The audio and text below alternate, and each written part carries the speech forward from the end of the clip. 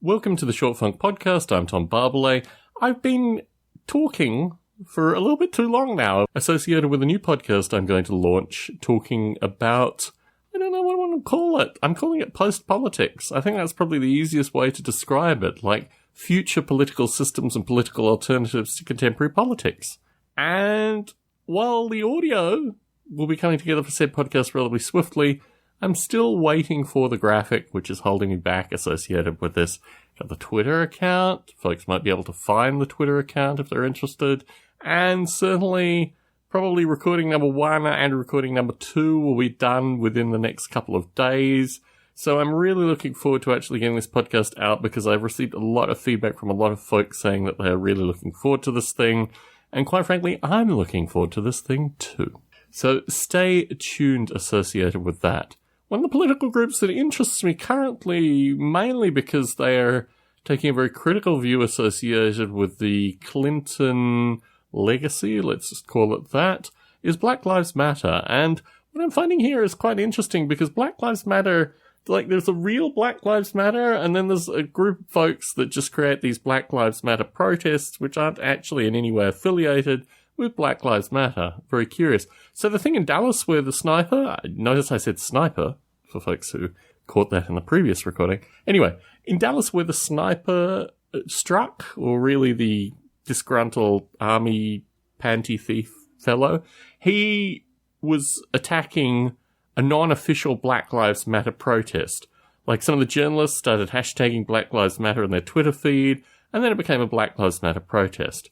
There was another example on CNN where, again, another randomly created Black Lives Matter protest, in no way affiliated with Black Lives Matter, met a group of rednecks. And originally, this is one of the interesting CNN reports, because I had the distinct sense that this was actually like a created false report, because there were a number of components to it that just didn't ring true. And it was also filmed in a very particular way, and it had like text over the video, which is not really CNN. I mean, CNN will run, lower graphics and things like that, but they won't do kind of sensationalist, like text over video. So what appears to have happened with that particular Black Lives Matter in inverted commas protest was just a woman who works for the Hilton decided to have a protest with a group of folk. There wasn't a lot of social media associated with this protest happening, but they got a protest together, and also at the same time there were a group of redneck folk who mysteriously were missing the Confederate flag. Like they had the American flag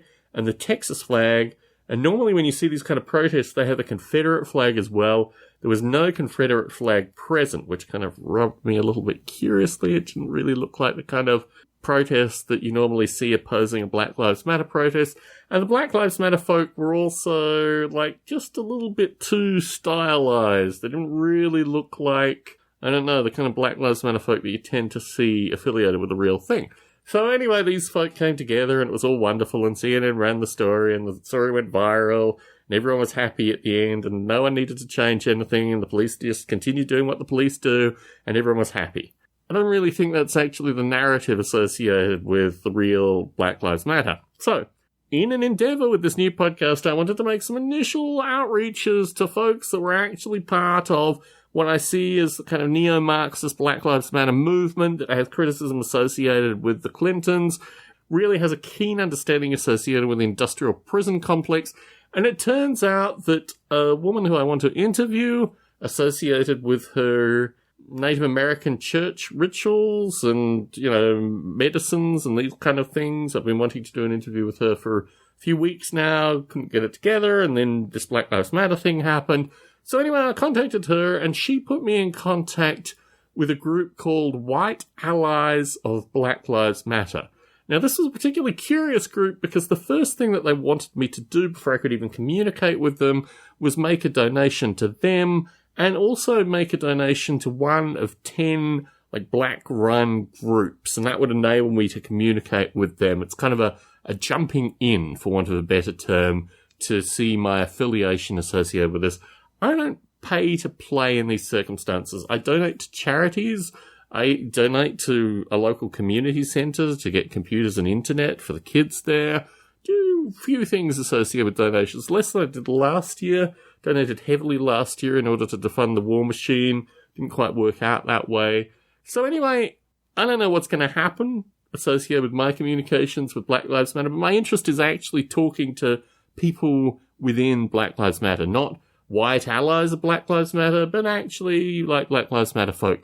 And failing that, maybe like New Black Panthers or something like that. I want to talk to like radical Reconstruction folk that have particular perspectives and could talk about it in a relatively coherent fashion. What I'm looking to do is actually collect political radicals that can talk not just about the way things currently, but also talk about like their projected vision of how we get to where they want to be, like some degree of intellectual forethought, some degree of kind of critical insight. Let's see really how these ideas are put together as a means of creating a smorgasbord of these ideas to create a perspective of future that has not yet existed in the dialogue to date. That's been my experience so far. I will keep the Short Funk listening audience updated. Tom Barbalet in San Jose, signing out.